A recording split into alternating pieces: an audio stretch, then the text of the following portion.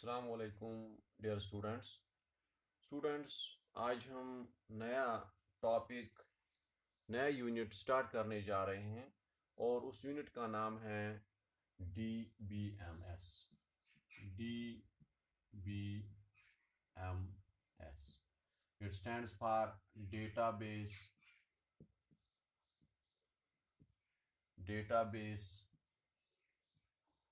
Management system. और बेटा ये यूनिट आपका लास्ट वाला यूनिट है इस आपके आईपी सिलेबस का। और ये लास्ट वाला यूनिट इंशाल्लाह हम मुझे लगता है 15 to 20 लेक्चर्स में इंशाल्लाह हम ख़त्म कर देंगे और उस तरीके से आपका सिलेबस कंप्लीट हो जाएगा। नाउ यहाँ पे database management system, first of all we will see what is database. What is database, पहले हम देखेंगे डेटाबेस क्या होता है।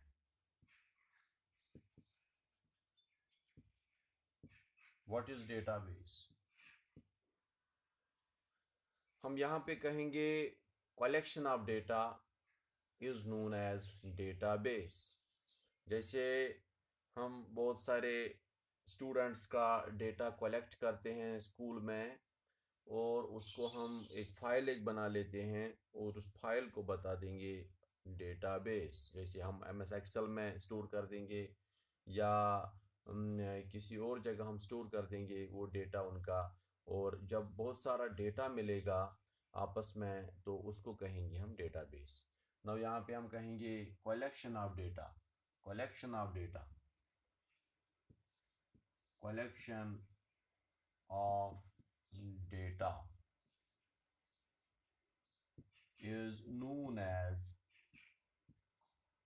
collection of data is known as database.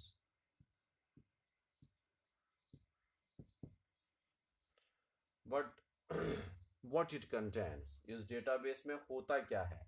इस डेटाबेस में रिकॉर्ड्स एंड फील्ड्स होते हैं। It contains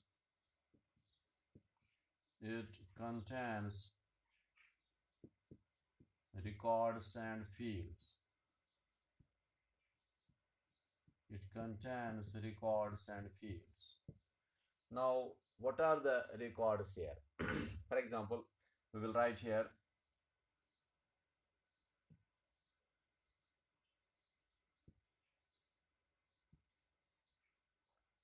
roll number, name, class.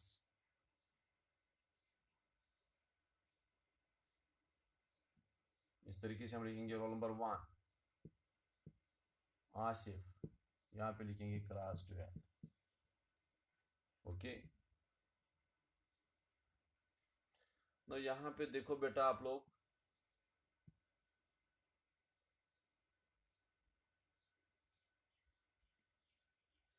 यहाँ पे हमने लिखा रोल नंबर।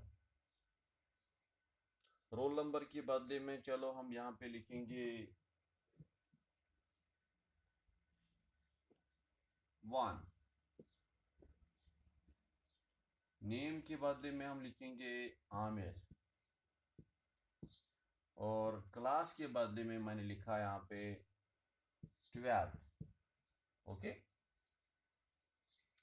नाउ यहाँ पे देखो ये जो ये रोल नंबर 1 आमिर आ गया, 12th आ गया, ये एक ही स्टूडेंट का रिकॉर्ड है। ये रिकॉर्ड एक बन गया, यहाँ पे ये रिकॉर्ड बन गया। ठीक है, दिस इज द रिकॉर्ड है। नाउ जो आपने ये रो बनाया, this is the row here, ये एक रो है एक स्टूडेंट का and this is the record. Now field क्या हुआ, field is the second name of the column. मतलब कॉलम यहाँ पे फील्ड्स हुआ रोल नंबर 1, यहाँ पे रोल नंबर 2 होगा, रोल नंबर 3 होगा, 4 होगा, इसी कॉलम में। लेकिन जो यहाँ पे रोल नंबर लिखा था, लेकिन आमिर, आसिफ, बासित, बिलाल, इस तरीके से ये दूसरा कॉलम है। So these are the fields. So we can see that it contains records and fields. Okay. Now, what are the features of Oracle? What are the features of database? Actually, इसका नाम है Oracle SQL भी, इसका नाम है Oracle SQL। तो okay, इस database management system का हम यहाँ पे दूसरा भी नाम दे सकते हैं, ओरेकल एसक्यूएल। ओके, नाउ यहाँ पे हमें पढ़ना है डेटाबेस। आपने देखा, now what are its features, इसके फीचर्स क्या है, features of database.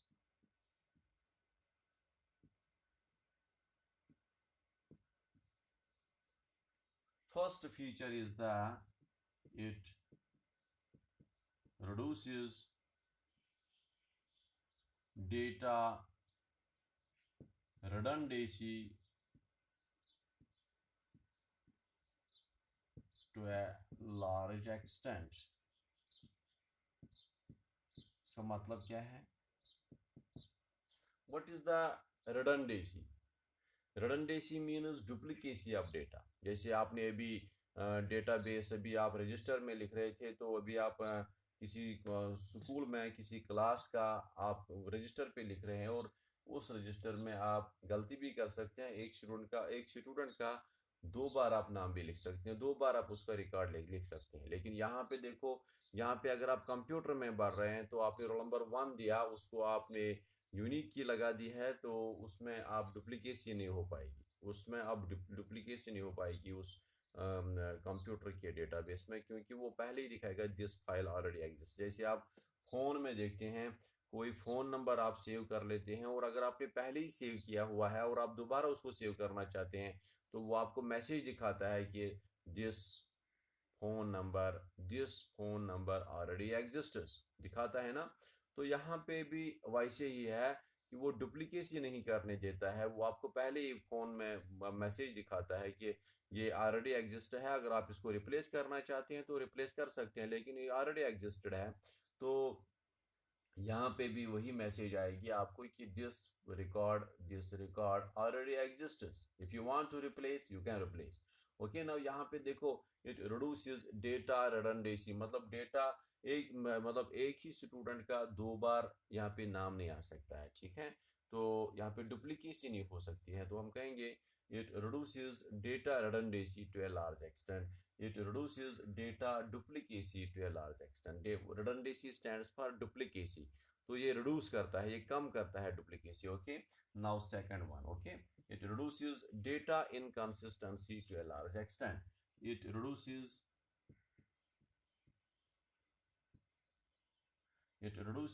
data inconsistency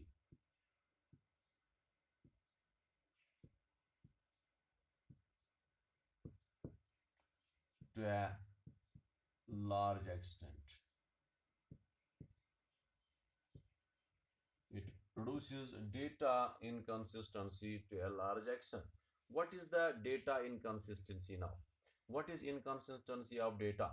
Inconsistency means, देखो मैं दिखाऊंगा यहाँ पे, मैं बताऊंगा आप लोगों को। जैसे हम एक स्कूल में रहते हैं, स्कूल में पढ़ाते हैं, एक स्टूडेंट स्कूल में पढ़ता है, ठीक है। तो वो उस स्कूल में हॉस्टल भी है उस स्कूल में हॉस्टल भी है, और वो बच्चा, वो स्टूडेंट जो है वो हॉस्टल में रहता है और स्कूल भी जाता है, ठीक है। नाउ उसमें क्या हुआ कि अब वो स्टूडेंट है, उसमें उसने घर का एड्रेस पहले दिया था, अब उसके घर का एड्रेस चेंज हुआ है, ठीक है। अब वो भी उस स्कूल में रजिस्टर में ही एंट्री होती है, कंप्यूटर वहाँ पे नहीं लगा है, ठीक है। उसने अब क्या कर दिया उसके घर का एड्रेस चेंज हुआ, मतलब उसने घर शिफ्ट किया। फॉर एग्जांपल वो अनंतनाग में रहता था, अब वो श्रीनगर में रहता है, ठीक है। अब जब वो श्रीनगर में रहता है, पहले उसने स्कूल में किसका एड्रेस दिया था, अनंतनाग का, तो अब वो शिफ्ट हुआ है श्रीनगर में।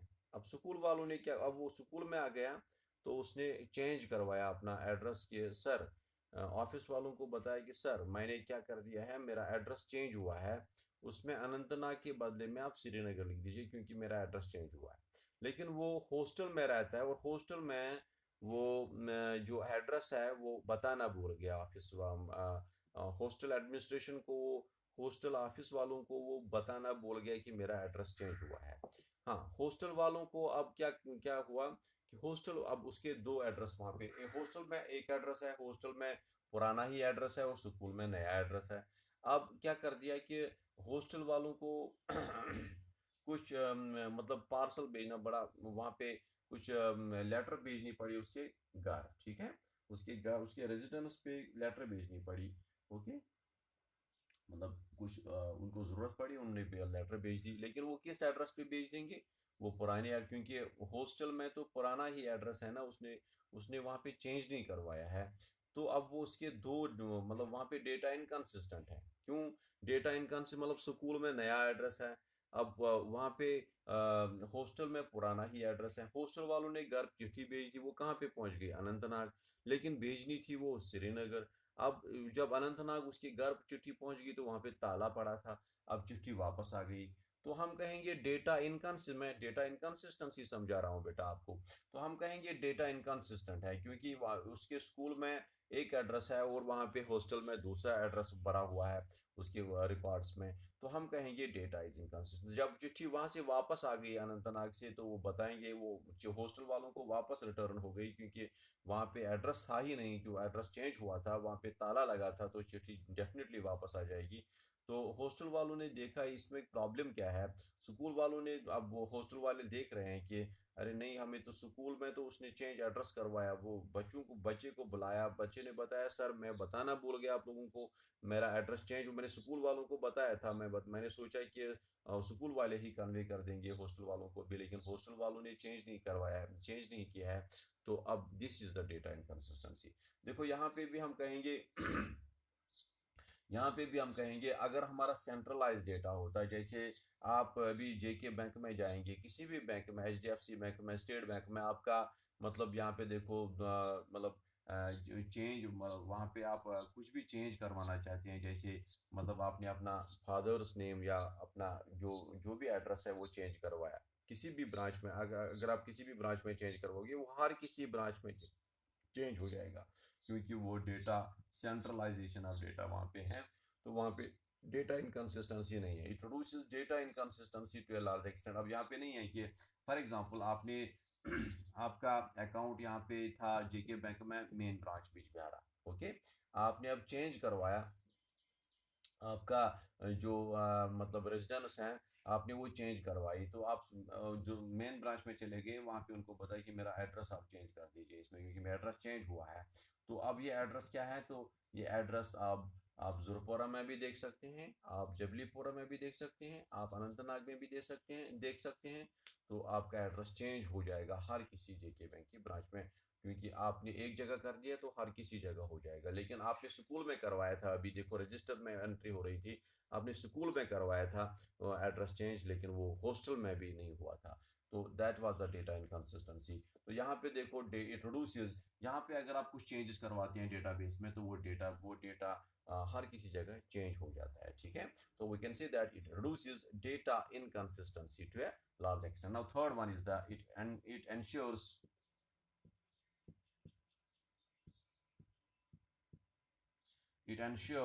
data security.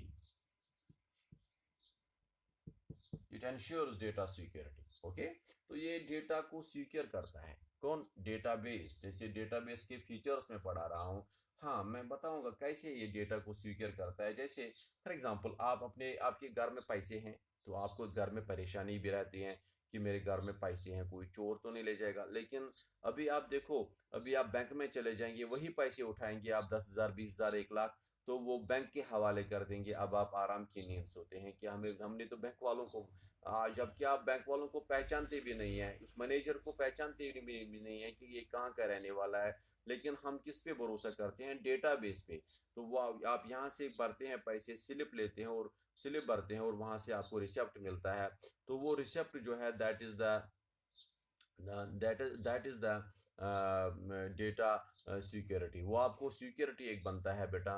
तो हम कहेंगे आप ये मैनेजर पे भरोसा नहीं करते हैं, आप बैंक वाले पे भरोसा नहीं करते हैं, लेकिन आप उसके सिस्टम पे भरोसा करते हैं, क्योंकि आपने देखा, आपने सोचा कि हाँ मेरे 10,000, 1 लाख जमा हो गए मेरे अकाउंट में, वहाँ से कोई नहीं ले सकता है, क्योंकि डेटा सिक्योरिटी वहाँ पे, इट एंश्योर्स डेटा सिक्योरिटी। जब इसने आपको इस डेटाबेस ने, वहाँ पे भी डेटाबेस में सब कुछ काम होता है बैंक्स में, इंशाल्लाह हम दिखाएंगे आगे आगे जो लेक्चर्स हम पढ़ा रहे हैं, तो उसमें हम दिखाएंगे बैंक्स में कैसे काम होता है।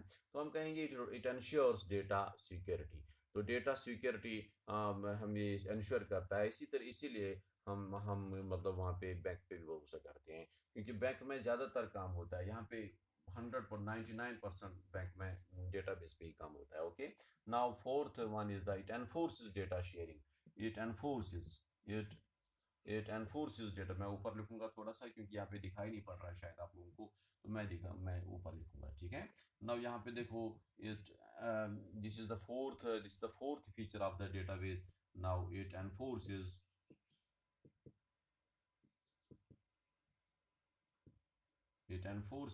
Data sharing.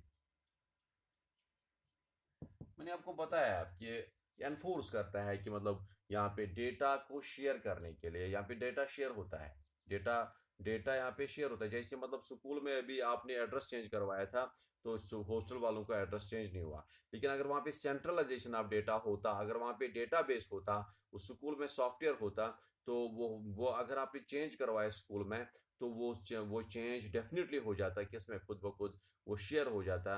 वो किस में हो जाता है, उस हॉस्टल में भी हो जाता वो चेंज, है ना। अभी देखो डेटा इनकन्सिस्टेंसी को रिड्यूस कर रहा है, तो यहाँ पे भी डेटा शेयरिंग। जैसे आपने जेके बैंक मेन ब्रांच में चेंज करवाया एड्रेस, वो एड्रेस हर किसी जगह चेंज हो जाता है। जैसे आप पैसे निकालते हैं, फॉर एग्जांपल किसी भी, आप दिल्ली चले गए हैं, वहाँ से आपने पैसे निकाले हैं, लेकिन आपका अकाउंट अनंतनाग में है, तो आपके जो जो डेटा शेयरिंग है, वो आपने जब पैसे निकाले वहाँ से, तो वो हर किसी ब्रांच में चला जाता है, क्योंकि वहाँ पे सेंट्रलाइजेशन ऑफ डेटा है। तो वहाँ पे हम कहेंगे कि डेटा शेयर हो जाता है और हर किसी जगह अपडेट हो जाता है कि इसने 10,000 निकाले, आप इसके पैसे 10,000 कम पड़ रहे हैं, उसमें 10,000 कम हो इसके अकाउंट से। ओके, तो हम कहेंगे यहाँ पे it enforces data sharing.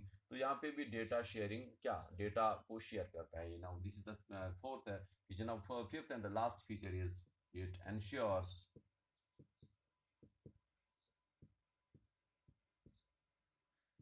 Centralisation of data. Centralization of data, तो यहाँ पे सेंट्रलाइजेशन ऑफ डेटा हो जाता है। हम कहेंगे जैसे मतलब यहाँ पे हम कहेंगे एक कंप्यूटर लगा हुआ है, एक कंप्यूटर लगा हुआ है, यहाँ पे तीसरा कंप्यूटर लगा हुआ है, यहाँ पे चौथा कंप्यूटर लगा हुआ है, यहाँ पे हम सर्वर डाल देंगे। ये जो डेटाबेस है, डेटाबेस सर्वर है ना, डेटाबेस सर्वर यहाँ पे, तो ये सभी कंप्यूटर्स यहाँ पे जुड़े हुए हैं। तो जहाँ पे भी आप अपडेट करना चाहते हैं, वो यहाँ पे ही अपडेट हो जाएगा। और यहाँ से भी डेट देखो, देखो बेटा क्या हो जाएगा। अगर आपने इस computer C1, C2, C3, C4, अगर आपने C1 में कुछ चेंज करवाया, वो हर किसी जगह अपडेट हो जाएगा, क्योंकि ये एक ही सर्वर के साथ जुड़े हुए हैं। ये वाला कंप्यूटर भी इसी के साथ जुड़ा हुआ है, ये वाला कंप्यूटर भी इसी के साथ जुड़ा हुआ है, ये वाला कंप्यूटर भी इसी के साथ जुड़ा हुआ है, ये वाला कंप्यूटर भी इसी के साथ जुड़ा। फॉर एग्जांपल मैं बताऊंगा, अगर आपने यहाँ पे अकाउंट खोला, C1 में अकाउंट खोला, C1 ब्रांच में अकाउंट खोला आपने, तो आप वो स्टोर कहाँ हो जाएगा, यहाँ पे डेटाबेस में। आपने 10,000 उठाए और भर दिए यहाँ पे C1 कंप्यूटर से, C1 ब्रांच से आपने यहाँ पे 10,000 भर दिया अपने अकाउंट में, वो लेकिन वो अपडेट हुआ ना, इसका भी यही मतलब सर्वर है, इसका भी यही सर्वर है, इसका भी यही डेटाबेस है। डेटाबेस की बात कर रहा हूँ।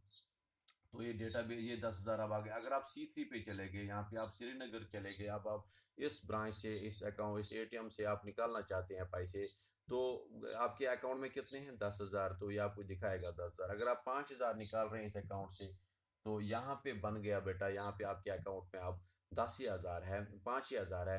तो अगर आप इस वाले ब्रांच पे, फॉर एग्जांपल आप पुलवामा चले गए, तो पुलवामा ATM से आपने निकाले 3,000, तो इस तरीके से आपके अपडेट होता जा रहा है, तो आपके अकाउंट में अब 2,000 है। तो आप फिर से बिजबिहारा पहुंच गए, आपने फिर से 2,000 डाल दे, तो अब आप आपके अकाउंट में अभी 4,000 जमे हैं। तो इस तरीके से it ensure centralization of data. तो अगर आप कहीं पे भी मतलब कुछ काम करें, वो एंड अपडेट हो जाता है, और आपको कोई भी दिक्कत नहीं, ना रिडंडेंसी होगी, ना इनकन्सिस्टेंसी होगी। तो it ensures data security, it enforces data sharing, it ensures centralization of data. Okay बेटा, थैंक यू।